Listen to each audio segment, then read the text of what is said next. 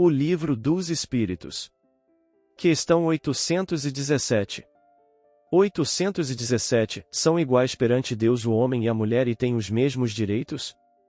Não outorgou Deus a ambos a inteligência do bem e do mal e a faculdade de progredir? Fim da questão. Obrigado por assistir.